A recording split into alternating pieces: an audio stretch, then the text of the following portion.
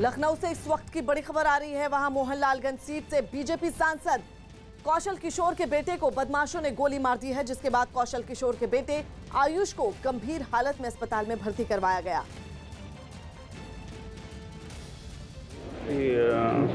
आयुष नाम के लड़के को कहीं गोली लग गई है, तो सीधा उसको ट्रामा सेंटर हमारी पुलिस के द्वारा पहुंचाया गया। मैं भी सीधा ट्रामा सेंटर पहुंचा। यहाँ पे बात की गई है तो सांसद जी के बेटे से और सांसद जी से कि आप इसमें अगर कोई तहरीर दे रहे हैं तो दीजिए, हम लोग कार्रवाई करेंगे। तो इन्होंने अभी कोई तहरीर देने से मना कर दिया है और अगर कोई तहरीर देते हैं तो हम लोग आगे की कार्रवाई करेंगे। घटनाक्रम क्या था सर? हाँ, अभी हम लोग जांच नहीं किए हैं। कोई तहरीर जैसे प्राप्त होगी हम लोग उसके हिसाब से आगे की विधिक कार्रवाई करेंगे। सर, गोली कहाँ लगी है उनके और क्या वो सड़क पर कितनी देर पड़े रहे, किस तरीके से वहाँ से यहाँ तक आए अस्पताल? नहीं, अब घटनास्थल पर मैं मौजूद नहीं था तो उसके डिटेल के बारे में मैं नहीं बता पाऊँगा, लेकिन यहाँ मैं आया तो ये हॉस्पिटल में एडमिट हैं और अभी खतरे से बाहर हैं, चल फिर रहे हैं, बात कर रहे हैं। क्या सर गोली लगी है उनको?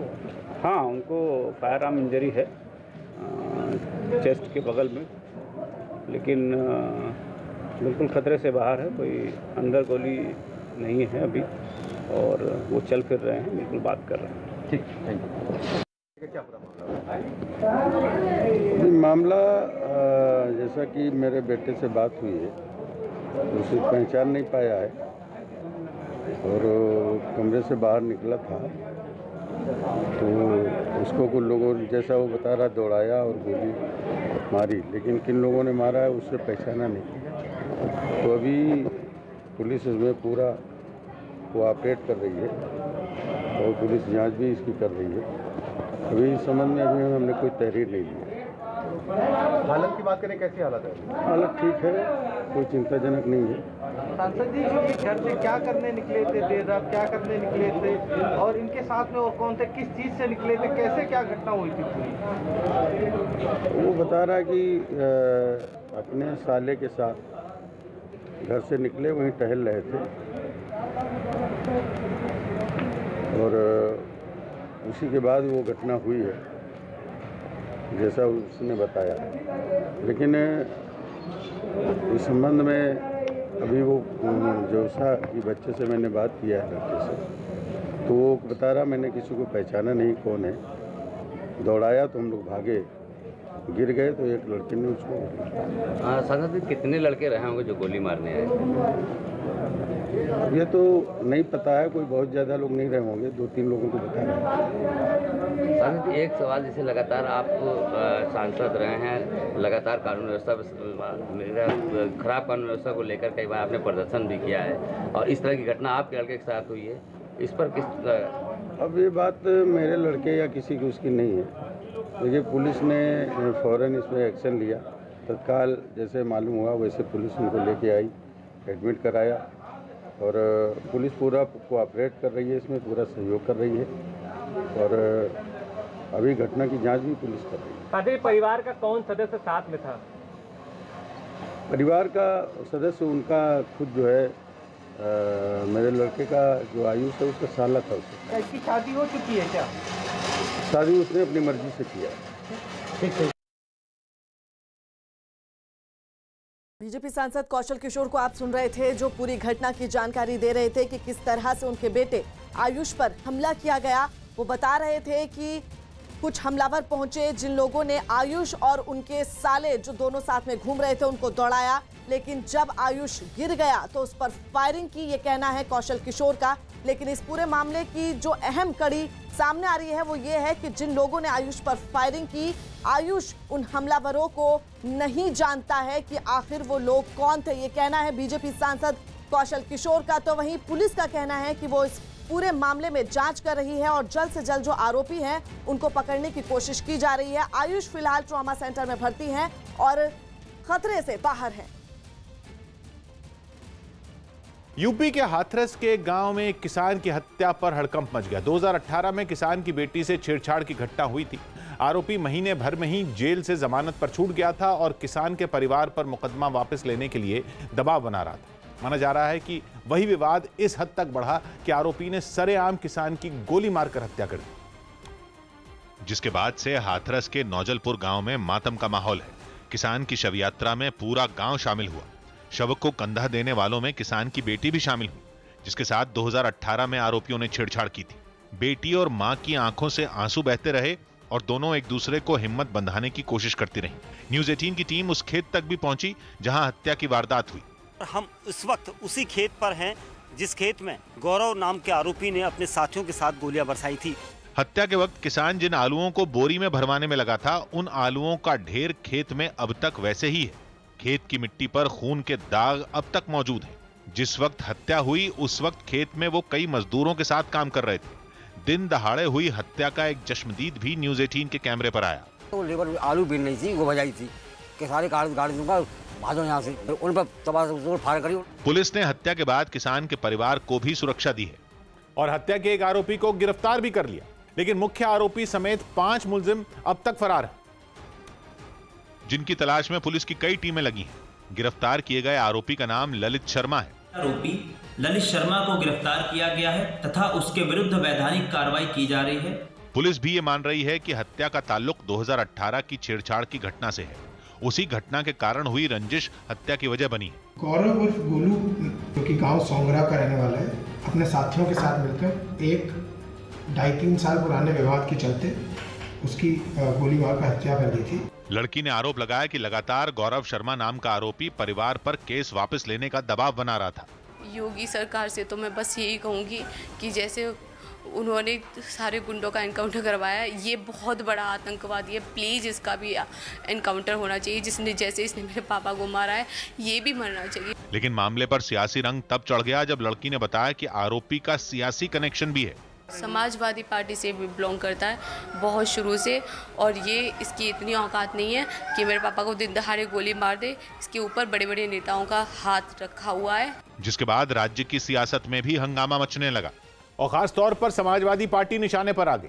लड़की से 2018 में छेड़छाड़ और सोमवार को लड़की के पिता की हत्या का मुख्य आरोपी गौरव शर्मा नाम का शख्स है, जो सोशल मीडिया पर खुद को समाजवादी पार्टी का नेता बताता है। अलग अलग राजनीतिक पोस्टरों में भी अपनी पहचान उसने समाजवादी पार्टी के नेता के तौर पर बताई है। उसकी समाजवादी पार्टी के नेताओं के साथ कई तस्वीरें भी सामने आई, जिसके बाद यूपी सरकार के मंत्रियों ने समाजवादी पार्टी को घेरने में देर नहीं लगाई। सदन में लॉ एंड ऑर्डर पर सवाल खड़ा करते हैं और बाहर समाजवादी पार्टी के कार्यकर्ता इस तरह के कृत्य करते हैं। जवाब में समाजवादी पार्टी ने भी आरोपी की कुछ तस्वीरें मीडिया को दे दी। गौरव शर्मा की ये तस्वीरें बीजेपी के कुछ नेताओं के साथ हैं। खुद अखिलेश यादव ने बीजेपी पर गलत प्रचार करने का आरोप लगा दिया। ये Bharatiya Janata party social media पर झूठा प्रचार करते हैं। इनसे ज्यादा साजिश करने वाला, षड्यंत्र करने वाला, झूठ बोलने वाला कोई नहीं हो सकता। खबर है कि हत्या के आरोपियों पर एनएसए लगाकर कार्रवाई की जाएगी। राहुल गांधी ने इमरजेंसी को कांग्रेस की बड़ी गलती कहा है। अमेरिका की कार्नेल यूनिवर्सिटी के कार्यक्रम में वो वीडियो कॉन्फ्रेंसिंग से जुड़े थे। प्रोफेसर कौशिक बासु से राहुल गांधी ने कई मुद्दों पर बातचीत की। इसी बातचीत में आपातकाल से जुड़े एक सवाल का जवाब देते हुए उन्होंने साफ कहा कि देश में आपातकाल घोषित करना बड़ी गलती थी। राहुल गांधी के इस कबूलनामे के बाद बीजेपी ने हमले भी शुरू कर दिए और राहुल गांधी से माफी मांगने को कहा। 1975 to 77, the emergency, but that was 2 years. It's gone. I'm very curious how you look back and think of that. I think that was a mistake. Absolutely, that was a mistake. And my grandmother said as much. देश में emergency को लेकर दिए गए राहुल गांधी के बयान पर BJP नेता गिरिराज सिंह ने कांग्रेस पार्टी पर हमला बोला। उन्होंने ट्वीट किया और अपने ट्वीट में लिखा कि कांग्रेस के गुनाहों और घोटालों की लिस्ट इतनी लंबी है कि राहुल गांधी को पूरे भारत के सामने परिवार के साथ उन सभी लिस्ट बनाकर माफी मांगनी चाहिए, सिर्फ इमरजेंसी ही क्यों। पेट्रोल, डीजल और रसोई गैस की बढ़ती कीमतों के खिलाफ कांग्रेस ने बीजेपी मुख्यालय के बाहर जोरदार प्रदर्शन किया। महंगाई के मुद्दे पर कांग्रेस पहले से ही सरकार को लगातार घेर रही है, लेकिन एक दिन पहले ही रसोई गैस की कीमत में 25 रुपए की बढ़ोतरी हुई, जिसके बाद कांग्रेस कार्यकर्ता एक बार फिर सड़क पर उतर आए और बीजेपी मुख्यालय की तरफ बढ़ने लगे। हालांकि पुलिस ने बैरिकेड लगाकर उन्हें वहीं रोक दिया, जिसके बाद प्रदर्शनकारी वहीं सड़क पर बैठ गए और नारेबाजी शुरू कर दी। कार्यकर्ताओं को यहीं पर बीजेपी हेडक्वार्टर से कुछ दूरी पर रोक लिया। प्रदर्शन लगातार कांग्रेस कार्यकर्ताओं का जारी है। इस दौरान कांग्रेस नेता जय किशन तो बैरिकेड के ऊपर ही चढ़ गए। इसके बाद उन्होंने केंद्र की मोदी सरकार के साथ दिल्ली की केजरीवाल सरकार के खिलाफ भी नारेबाजी की। कांग्रेस की महिला मोर्चा की कार्यकर्ता तो खाली सिलेंडरों को सिर पर उठाकर प्रदर्शन करने पहुंच गई। महंगाई के बहाने उन्होंने सरकार पर जमकर निशाना साधा। सरकार को याद दिलाना जरूरी है कि वही सिलेंडर है और दाम डबल हो चुका है। इसी तरह यूथ कांग्रेस ने भी महंगाई के मुद्दे पर जोरदार प्रदर्शन किया और रसोई गैस की कीमत घटाने की मांग की।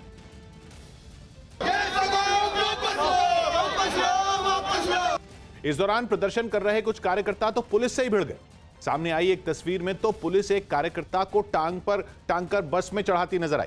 बाद में इन सभी कार्यकर्ताओं को बस में बैठाकर वहां से दूर भेज दिया गया। पार्टी मुख्यालय के बाहर हुए कांग्रेस के इस प्रदर्शन पर बीजेपी ने भी पलटवार किया और कांग्रेस को पहले अपने घर की लड़ाई से निपटने की नसीहत दे डाली। ये एक डेमोक्रेटिक कंट्री है, कोई भी प्रदर्शन कर सकता है, मगर पहले अपने घर के अंदर जो अपने कॉरिडोर में प्रदर्शन हो रहे हैं उसको लेकर जरा चिंता करें। इस बीच पेट्रोल, डीजल और रसोई गैस के बाद गाड़ियों में इस्तेमाल होने वाली सीएनजी और घरों की रसोई तक पहुंचने वाली पीएनजी के दाम भी बढ़ गए। सीएनजी की कीमत में 70 पैसे और पीएनजी की कीमत में 91 पैसे की बढ़ोतरी हुई, जिसके बाद दिल्ली में 1 किलो सीएनजी की कीमत 43 रुपए 40 पैसे पर पहुंच गई, जबकि गाजियाबाद, नोएडा और ग्रेटर नोएडा में 1 किलो सीएनजी 49 रुपए 8 पैसे में मिलेगी। मजबूरी में करना वो तो हमें भरवानी पड़ेगी, जब काम करना है यही तो इसमें डलवाना पड़ेगा सीएनजी वगैरह। इसी तरह 91 पैसे की बढ़ोतरी के बाद दिल्ली में पीएनजी की कीमत 28 रुपए 41 पैसे प्रति एससीएम पहुंच गई। दाम बढ़ने के बाद कई लोगों ने घर के बजट बिगड़ने का दावा किया। ऐसा तो है नहीं कि 1 ही किलो गैस खर्च हो रही है, 1 रुपए किलो बढ़ेगी तो वो तो काफी असर पड़ेगा।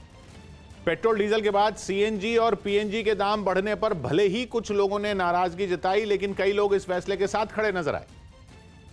देश को इनकम के लिए भी तो टैक्स बनना जरूरी है, इसलिए शायद जो कर रही है सरकार वो सही है।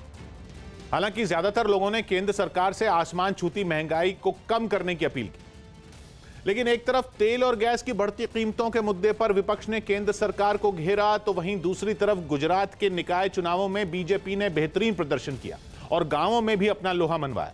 राज्य में हुए निकाय चुनाव में बीजेपी की ऐसी आंधी चली कि कांग्रेस तिनके की तरह उड़ गई।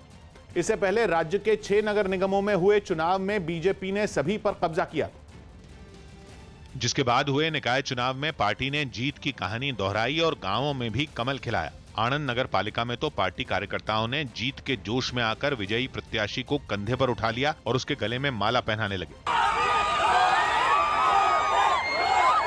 तो वहीं अमरेली नगर पालिका फतेह करने वाले पार्टी प्रत्याशियों ने विजय जुलूस निकाला, जिसमें नोट भी उड़ाए गए। इस बीच गांधीनगर में बीजेपी ऑफिस में जश्न शुरू हो गया। वहां पार्टी की महिला कार्यकर्ताओं ने निकाय चुनाव में कामयाबी मिलने पर गरबा खेला। गुजरात में मिली इस बड़ी जीत पर प्रधानमंत्री ने भी ट्वीट किया और वहां की जनता का शुक्रिया अदा किया और लिखा कि इन नतीजों से साफ हो गया कि गुजरात की जनता बीजेपी के विकास और सुशासन के एजेंडे के साथ खड़ी है। बीजेपी के लिए ये जीत इसलिए भी खास है क्योंकि 2015 में जिला और तहसील पंचायतों में उसका प्रदर्शन ठीक नहीं था। 5 राज्यों में होने वाले विधानसभा चुनावों से पहले आज शाम बीजेपी के बड़े नेताओं की बैठक हो सकती है। खबर है कि अमित शाह और बीजेपी अध्यक्ष जेपी नड्डा समेत पार्टी के कई बड़े नेता इस बैठक में हिस्सा लेंगे। 4 मार्च को पार्टी के केंद्रीय चुनाव समिति की बैठक भी होनी है, जिसमें प्रधानमंत्री समेत सीईसी के सभी सदस्य भी शामिल होंगे और उस बैठक से पहले आज शाम को बीजेपी के बड़े नेता बैठक करेंगे। माना जा रहा है कि इस बैठक में विधानसभा चुनावों के लिए पार्टी की रणनीति और उम्मीदवारों के नाम पर चर्चा की जाएगी। म्यांमार के यांगोन से दिल दहला देने वाली तस्वीरें सामने आई। वहां सैनिक विद्रोह के खिलाफ आवाज उठाने वाले लोगों पर पुलिस ने ताबड़तोड़ फायरिंग शुरू कर दी। सैनिक विद्रोह के बाद म्यांमार की जनता लोकतंत्र बहाली की लड़ाई लड़ रही, लेकिन वहां की सैन्य तानाशाही तो जैसे अपनी ही जनता के साथ जंग छेड़ने के मूड में। तानाशाही के खिलाफ उठाई जाने वाली इन आवाजों को कुचलने की हर मुमकिन कोशिश की जा रही है, जिसकी एक तस्वीर यांगोन में देखने को मिली।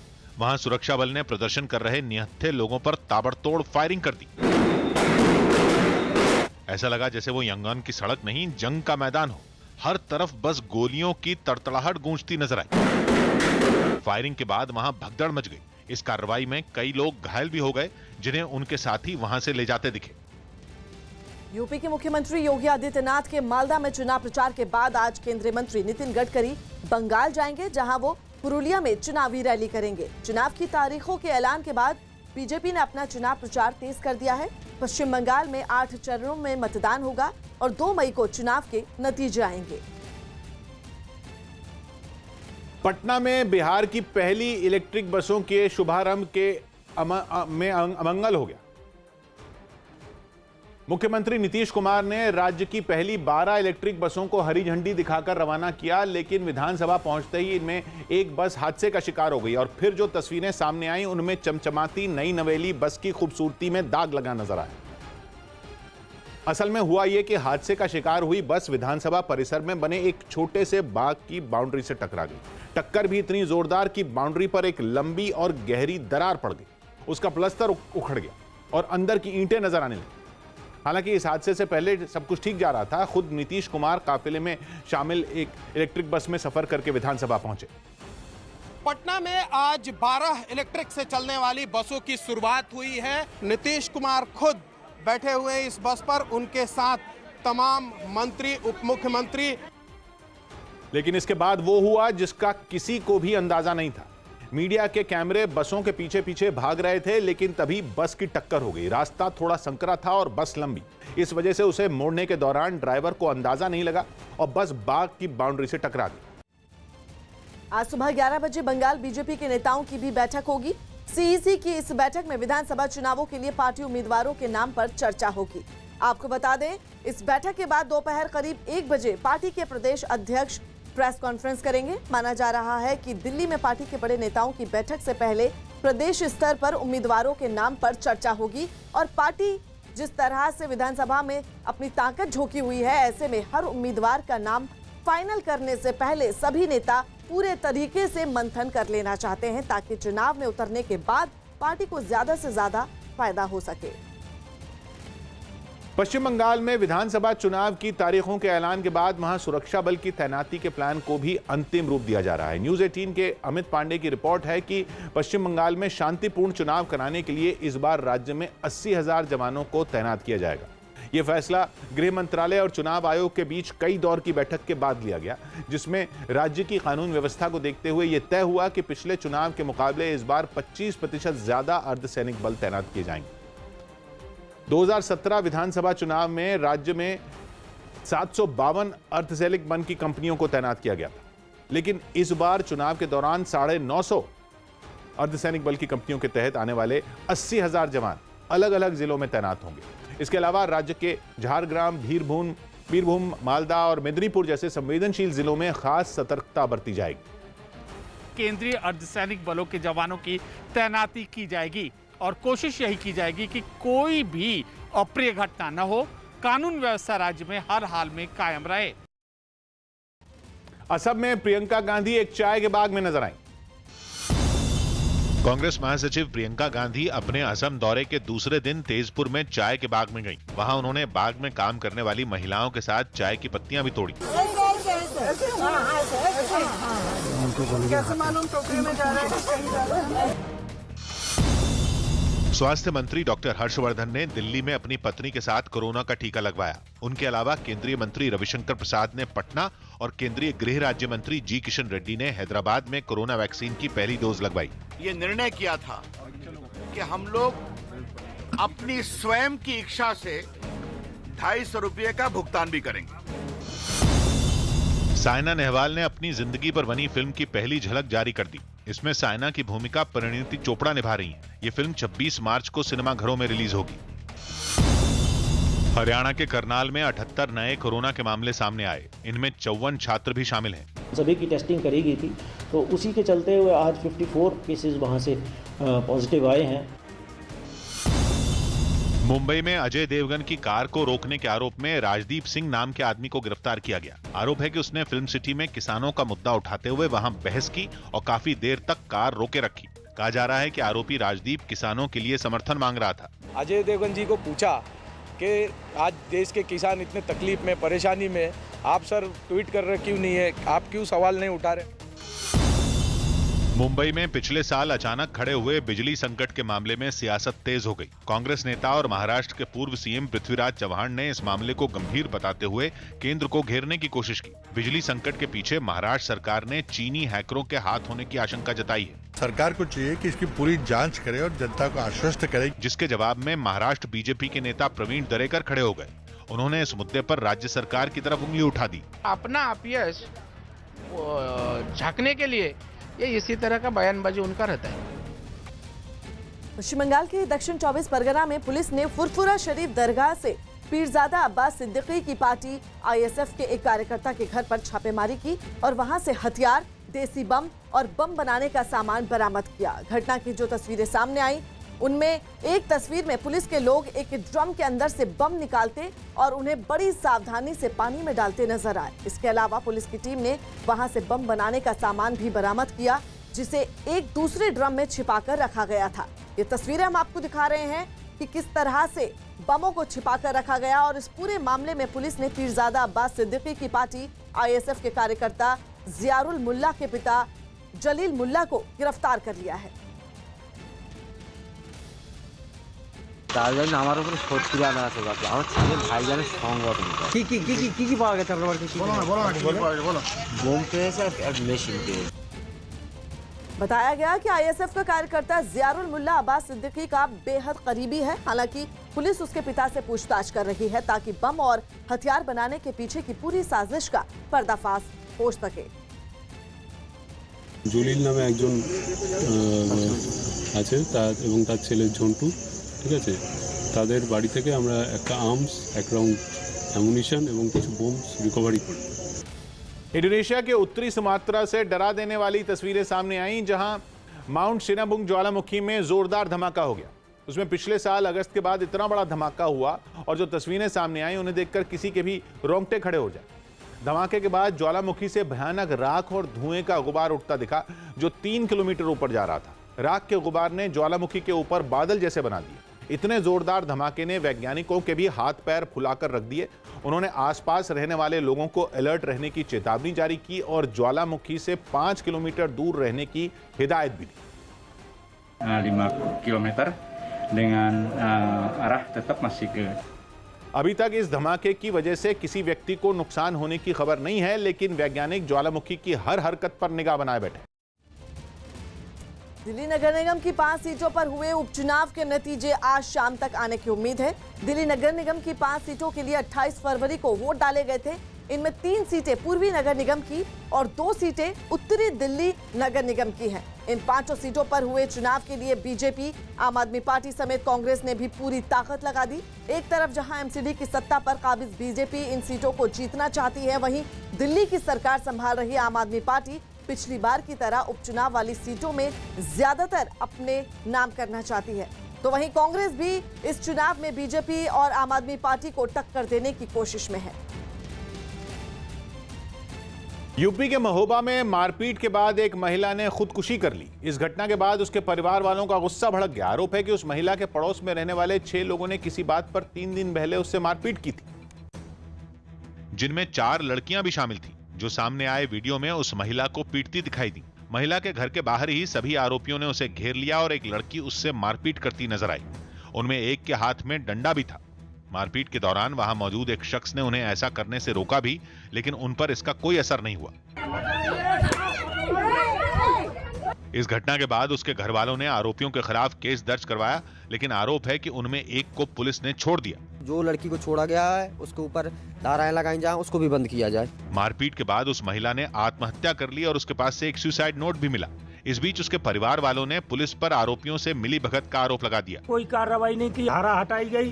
खुद पर लग रहे आरोपियों के बीच पुलिस ने भरोसा दिया कि वो इस मामले में जांच के बाद आरोपियों के खिलाफ कार्रवाई करेगी। गहनता से छानबीन की जा रही है, प्रकरण में अग्रिम कार्रवाई की जाएगी। महिला की मौत के बाद उसके परिवार वालों का रो रो कर बुरा हाल हो गया, जिन्हें आसपास रहने वालों ने संभालने की कोशिश की।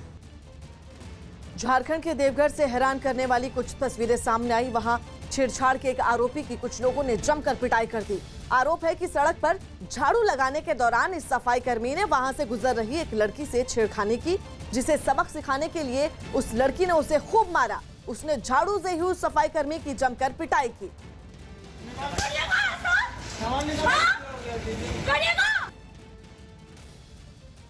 तो वहीं शोर शराबा सुनकर वहां भीड़ जुट गई। मामला पता चला तो उनमें कुछ लोगों ने भी आरोपी पर अपना हाथ साफ करने में देर नहीं लगाई।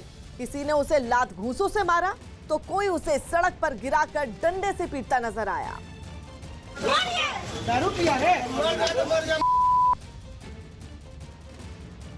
जब ये सब कुछ काफी देर तक चलता रहा तो कुछ लोग आगे आए और उन्होंने आरोपी को बचाने की कोशिश की, लेकिन गुस्साई भीड़ भी मानने को कहां तैयार थी। फिर भी जैसे तैसे लोगों के चंगुल से आरोपी को छुड़ाया गया।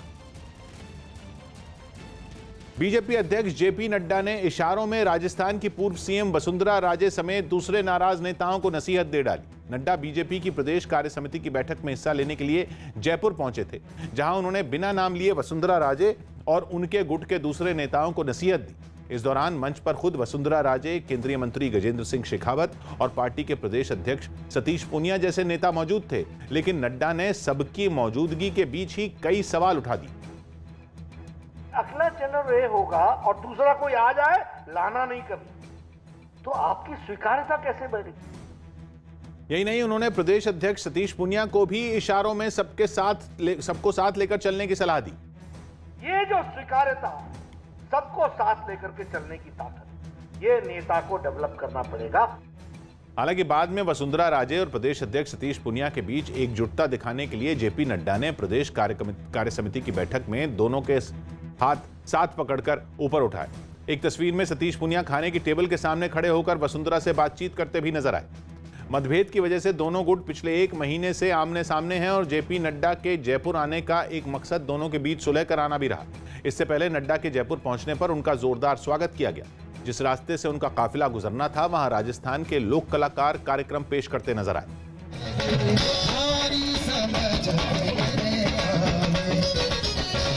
एयरपोर्ट से निकलने के बाद नड्डा बिरला ऑडिटोरियम पहुंचे, जहां पहले से मौजूद नेताओं ने उनका स्वागत किया। इस दौरान नड्डा ने सभी नेताओं से एकजुट होकर तैयारियों में जुटने की हिदायत दी। राजस्थान के अलवर से हैरान कर देने वाला एक वीडियो सामने आया, जिसमें एक दुकान में शॉर्ट सर्किट की वजह से आग लग गई। इससे पहले कि लोग कुछ कर पाते, थोड़ी ही देर में आग ने पूरी दुकान को अपनी चपेट में ले लिया और देखते ही देखते दुकान से आग की भीषण लपटें उठने लगी। रिहायशी इलाके में आग लगने की वजह से वहां अफरा तफरी मच गई। कुछ ही देर में वहां रहने वाले लोगों की भीड़ जमा हो गई, लेकिन दुकान के अंदर धधकते शोलों को देखकर किसी ने भी आग को बुझाने की हिम्मत तक नहीं की। इसके बाद घटना की जानकारी फौरन पुलिस और फायर ब्रिगेड को दी गई, जिसके बाद दमकल विभाग के कई कर्मचारी वहां पहुंचकर आग बुझाने में जुट गए। पाइप की मदद से आग पर पानी की बौछार की गई, जिसकी वजह से दुकान से धुएं का गुबार उठने लगा। हालांकि थोड़ी देर की मशक्कत के बाद आग को बुझा लिया गया, लेकिन तब तक दुकान में रखा लाखों का सामान जलकर राख हो चुका था।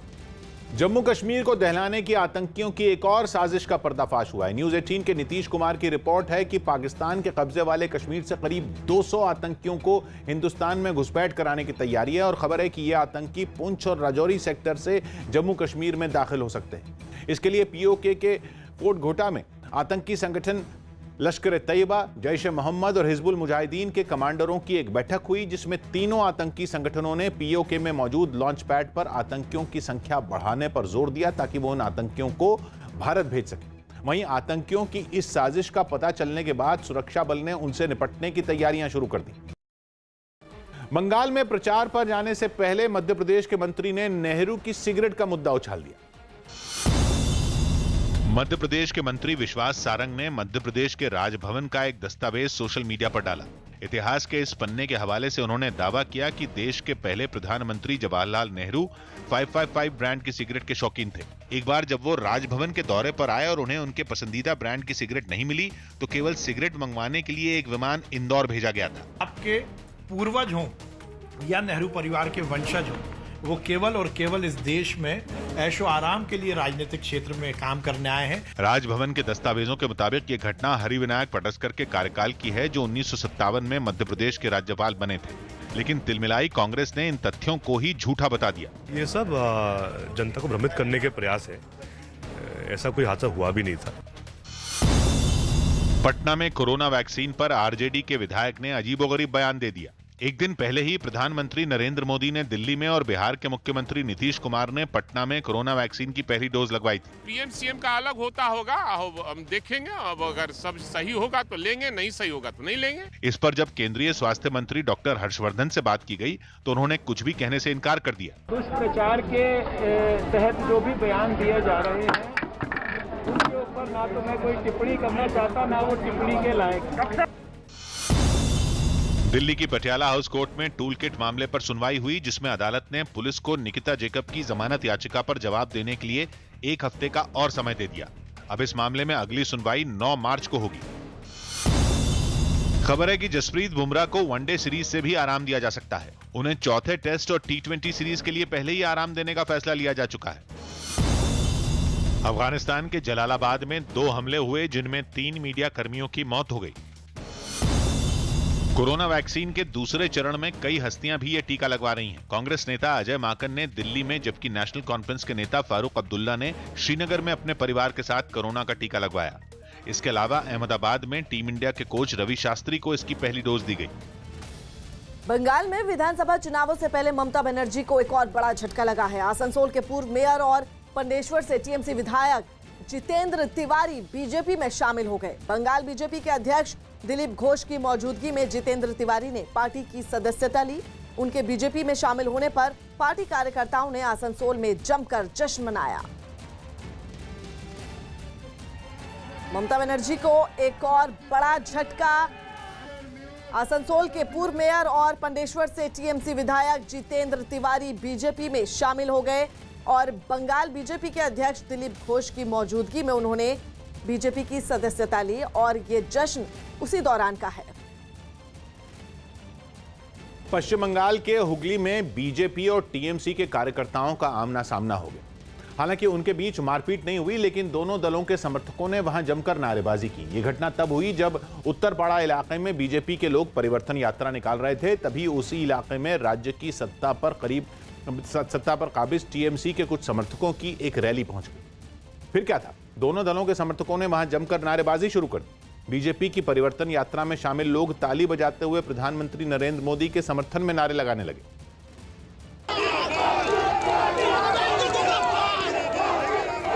जिसके जवाब में टीएमसी के कार्यकर्ताओं ने भी मुख्यमंत्री ममता बनर्जी के समर्थन में नारे लगाने शुरू कर दिए।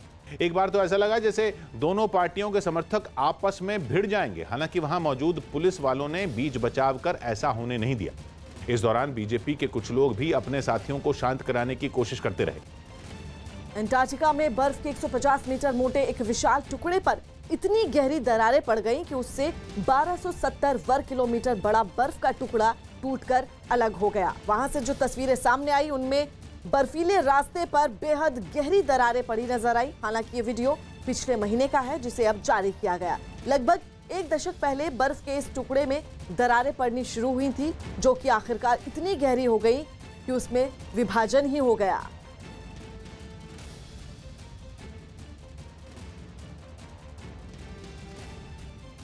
गुजरात के बोरसद में निकाय चुनाव की मतगणना के दौरान भगदड़ मच गई।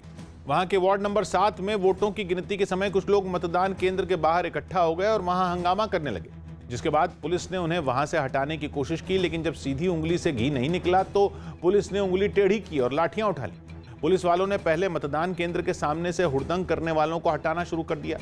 थोड़ी देर बाद उन्होंने सड़क के दूसरे किनारे पर खड़े लोगों पर भी लाठियां बरसानी शुरू कर दी। फिर क्या था, देखते ही देखते वहां भगदड़ मच गई, जिसका नुकसान उन लोगों को हुआ जिनका बवाल से कुछ लेना देना ही नहीं था, क्योंकि पुलिस कार्रवाई के दौरान उन्होंने जैसे तैसे खुद को बचाया। दिल्ली की ग्रेटर कैलाश विधानसभा सीट से आम आदमी पार्टी के विधायक सौरभ भारद्वाज ने फिर से हर महीने के पहले मंगलवार को सुंदरकांड पाठ का आयोजन शुरू कर दिया। पिछले साल कोरोना की वजह से इसे बंद कर दिया गया था, लेकिन कोरोना मरीजों की संख्या कम होने पर इसे फिर से शुरू किया गया। सुंदरकांड पाठ का पहला आयोजन शाहपुर जाट में किया गया, जिसमें बड़ी संख्या में लोग शामिल हुए। सबसे पहले आम आदमी पार्टी के नेता सौरभ भारद्वाज ने बजरंग बली की पूजा की। इसके बाद उन्होंने वहां आए बड़े बुजुर्गों के पैर छूकर आशीर्वाद भी लिया। नॉर्मल लाइफ वापस आ रही है, तो हमने आज से दोबारा से हर महीने के पहले मंगलवार को सुंदरकांड का जो कार्यक्रम है उसको शुरू किया है। अमेरिका के केंटकी राज्य में भारी बारिश के बाद अचानक आई बाढ़ ने हालात इतने बिगाड़ दिए कि वहां इमरजेंसी लगानी पड़ी। नौबत यह आ गई कि इंसानों के साथ साथ कोरोना के टीकों को भी सुरक्षित ठिकानों पर पहुंचाना पड़ा। तेज बारिश और उस पर पिछले दिनों गिरी बर्फ के पिघलने से राज्य में हालात बेकाबू होने का डर है, क्योंकि बीते 48 घंटों में वहां के कुछ इलाकों में 6 इंच से ज्यादा बारिश हो गई। और इसके बाद जो तस्वीरें सामने आई उन्हें देखकर यह बता पाना मुश्किल है कि इलाके में जमीन कहां है और नदी कहां। कुदरत के कहर में वहां सब एक बराबर ही नजर आया। मूसलाधार बारिश की वजह से नदियों और नहरों में पानी इतना ज्यादा बढ़ गया कि वो अपना दायरा तोड़कर हर तरफ तबाही मचाता दिखा। गली मोहल्लों के बीचों बीच सैलाब बहता नजर आया। सामने आई कुछ तस्वीरों को देखकर तो ऐसा लगा जैसे वहां कोई ताकतवर तूफान तांडव मचाकर गया हो। अमेरिका जैसे विकसित देश की चमचमाती पक्की सड़कें भी प्रकृति के प्रहार के आगे ढेर हो गई। वो तालाब बन गई तो लाखों की गाड़ियों ने भी साथ छोड़ दिया और मजबूरी में लोगों ने नावें निकाल ली। जर्मनी में भूमध्य सागर में फंसे लगभग 400 शरणार्थियों को बचाने का दावा किया। ये रेस्क्यू ऑपरेशन 26 और 28 फरवरी के बीच किए गए, जिसका एक वीडियो भी सामने आया और उसमें दिखा कि समंदर में मौजूद रेस्क्यू टीमें शरणार्थियों को बचाकर अपनी नाव से किनारे लाती हुई नजर आई। पहले एक विमान से शरणार्थियों को की सटीक स्थिति का पता लगाया गया और फिर उन तक एक जहाज भेजा गया। इसके बाद उन सभी अलग अलग नाव पर बिठाकर वहां से निकाला गया। चीन के हैकरों ने वैक्सीन बनाने वाली भारतीय कंपनियों को निशाना बनाने की कोशिश की। न्यूज़ 18 के अमिताभ सिन्हा की रिपोर्ट है कि चीन के हैकरों ने भारत में कोरोना वैक्सीन बनाने वाली कंपनियों सीरम इंस्टीट्यूट ऑफ इंडिया और भारत बायोटेक को निशाना बनाने की कोशिश की थी। यह दावा साइबर सुरक्षा से जुड़े मामलों पर नजर रखने वाली एक कंपनी साई फार्मा ने किया है, जिसके मुताबिक चीनी हैकरों के ग्रुप APT10 ने भारतीय वैक्सीन कंपनियों पर साइबर हमला कर उनका फॉर्मूला चुराने की कोशिश की। यही नहीं, उस दौरान दुनिया की सबसे बड़ी वैक्सीन बनाने वाली company serum institute of India की सप्लाई चेन को नुकसान पहुंचाने की भी कोशिश की गई। रिपोर्ट में दावा किया गया कि चीन ऐसा करके भारतीय दवा कंपनियों पर बढ़त हासिल करना चाहता है, क्योंकि मौजूदा वक्त में पूरी दुनिया में भेजे जाने वाले टीकों का 60% अकेले भारत ही बनाता। यही वजह रही कि सीधी झड़प में मात खा चुका चीन अब बौखलाहट में इस तरह की साजिशों को अंजाम दे रहा है। हालांकि उसकी ये कोशिश बुरी तरह फेल हो गई। कंगना रनौत ने सुप्रीम कोर्ट से महाराष्ट्र में दर्ज मुकदमे हिमाचल प्रदेश ट्रांसफर करने की अपील की। कंगना रनौत और उनकी बहन रंगोली चंदेल ने सुप्रीम कोर्ट में एक याचिका दाखिल की, जिसमें उन्होंने अपने खिलाफ महाराष्ट्र में दर्ज 3 मामलों को हिमाचल प्रदेश ट्रांसफर करने की मांग रखी। इसके लिए उन्होंने दलील दी कि उन्हें कुछ शिवसेना नेताओं से जान का खतरा है। खबर है कि राहुल गांधी केरल में विधानसभा चुनाव खत्म होने से पहले पश्चिम बंगाल में पार्टी का प्रचार नहीं करेंगे। इस खबर के सामने आते ही बंगाल में बीजेपी के प्रभारी कैलाश विजयवर्गीय ने राहुल गांधी पर सवाल उठाए। आप कोई अच्छा सा पिकनिक स्पॉट खोल दीजिए, आ जाएंगे। प्रधानमंत्री मोदी ने दिल्ली में मैरीटाइम इंडिया समिट 2021 का उद्घाटन किया। ये सम्मेलन 3 दिन तक चलेगा, जिसमें 50 देश हिस्सा ले रहे हैं। इस शिखर सम्मेलन का मकसद समंदर के क्षेत्र में भी भारत को आत्मनिर्भर बनाना और निवेश को बढ़ावा देना है। Friends, India is a natural leader in this sector. Paschim Bengal में टीएमसी विधायक जितेंद्र तिवारी बीजेपी में शामिल हो गए। वो आसनसोल के मेयर भी रह चुके हैं। अक्षय कुमार ने सुनील शेट्टी के बेटे आहान की फिल्म की पहली झलक सोशल मीडिया पर शेयर की। आहान की ये पहली हिंदी फिल्म तड़प 24 सितंबर को रिलीज होगी। लाल किले में हुई हिंसा के आरोपी दीप सिद्धू पर अकाली दल में खुलकर मतभेद सामने आ गए। अकाली नेता और दिल्ली गुरुद्वारा प्रबंधक कमेटी के अध्यक्ष मनजिंदर सिंह सिरसा ने दीप सिद्धू को खुला समर्थन दे डाला। तो मेरी फोन ते गल हुई, मैंने इको गल कही, दीप सिद्धू ਅਸੀਂ तेरे नाल डट के खड़े हैं। हालांकि उन्हीं की पार्टी के नेता विक्रम मजीठिया ने दीप सिद्धू को किसी भी तरह का समर्थन देने से साफ इनकार कर दिया। इन्हें पीसफुल प्रोटेस्ट ਨੂੰ ਭਾਜਪਾ ਦੇ ਇਸ਼ਾਰੇ ਤੇ ਡੀਰੇਲ ਕਰਨ ਦੀ ਕੋਸ਼ਿਸ਼ ਕੀਤੀ ਹੋਵੇ, ਉਹੋ ਜੀ ਦੀ ਅਸੀਂ ਨਹੀਂ ਸਪੋਰਟ ਕਰਾਂਗੇ। आंध्र प्रदेश के विशाखापट्टनम में पुलिस ने 8 करोड़ के नकली नोट बरामद किए हैं। पुलिस ने नकली नोट लेकर जा रहे 3 आरोपियों को भी गिरफ्तार कर लिया है। बताया गया कि ये तीनों छत्तीसगढ़ से नकली नोट लेकर विशाखापट्टनम पहुंचे थे, लेकिन इससे पहले कि वो इन नोटों को बाजार में उतारते, पुलिस वालों ने इनको पकड़ लिया। सड़क पर हो रही जांच के दौरान पुलिस ने इन तीनों को रोक लिया और संदिग्ध गतिविधियां दिखाई देने के बाद पुलिस ने इन लोगों की कार की तलाशी ली और गाड़ी में रखे एक बैग से इतनी भारी संख्या में नकली नोट बरामद किए। मैं हूं किशोर अजवाणी। आज की